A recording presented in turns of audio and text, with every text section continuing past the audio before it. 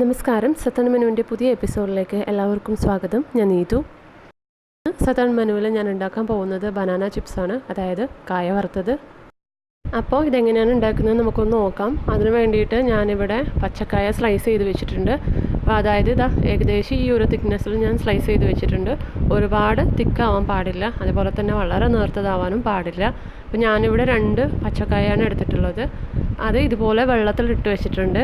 കാരണം അതിൻ്റെ കളറ് പെട്ടെന്ന് ചേഞ്ച് ആയി പോവും. അതുകൊണ്ട് സ്ലൈസ് ചെയ്ത ഉടനെ തന്നെ വെള്ളത്തിലിട്ട് വെക്കുക. അപ്പോൾ ഈ ഒരു വെള്ളത്തിൽ ഞാൻ ഏകദേശം ഒരു 1/2 ടീസ്പൂൺ മഞ്ഞൾപ്പൊടിയും ആവശ്യത്തിന് ഉപ്പും ആഡ് ചെയ്ത് കൊടുത്തിട്ടുണ്ട്.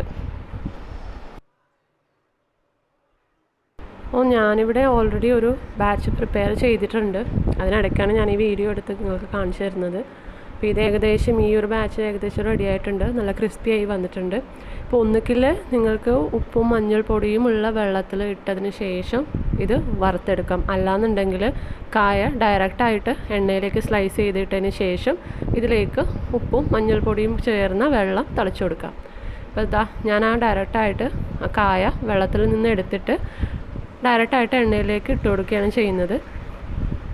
അത് ചെറുതായിട്ടൊന്ന് ഇളക്കി കൊടുക്കുക, കാരണം അതെല്ലാം കൂടി ഇങ്ങനെ ജോയിൻ ചെയ്ത് നിൽക്കുന്നത് ഒന്ന് സെപ്പറേറ്റ് ചെയ്ത് കൊടുക്കുക. അപ്പം നിങ്ങൾ എണ്ണയിലേക്ക് ഇടുന്ന സമയത്ത് ഒന്ന് സൂക്ഷിക്കുക, കാരണം അതിൽ വെള്ളത്തിൻ്റെ അംശം ഉള്ളത് കൊണ്ട് തന്നെ ചെറുതായിട്ട് അത് പൊട്ടിത്തെറിക്കാനുള്ള സാധ്യതയുണ്ട്. അപ്പം അതുകൊണ്ട് കായ ഇടുമ്പോൾ ശ്രദ്ധിക്കുക. ചെറിയ തീയിൽ വേണം നമ്മൾ ഈ ചിപ്സ് വറുത്തെടുക്കാൻ. അപ്പോൾ നമ്മളുടെ ബനാന ചിപ്സ് ഏകദേശം മുരിഞ്ഞു വരുന്നുണ്ട്. അപ്പോൾ നമ്മളുടെ അടുത്ത ബാച്ച് ചിപ്സും റെഡി ആയിട്ടുണ്ട്. അപ്പോൾ ഇതിൻ്റെ പാകം മനസ്സിലാവണമെങ്കിൽ നമ്മൾ ചിപ്സ് ഇങ്ങനെ ഇളക്കി കൊടുക്കുന്ന സമയത്ത് ഒരു ക്രിസ്പി ആയിട്ടുള്ള ചിപ്സിൻ്റെ സൗണ്ട് നമുക്ക് കേൾക്കാൻ പറ്റും. അതാണ് ഇതിൻ്റെ കറക്റ്റായിട്ടുള്ള പാകം. അപ്പോൾ ആ ഒരു പാകം വന്നു കഴിഞ്ഞാൽ എണ്ണയിൽ നിന്നും കോരി മാറ്റുക.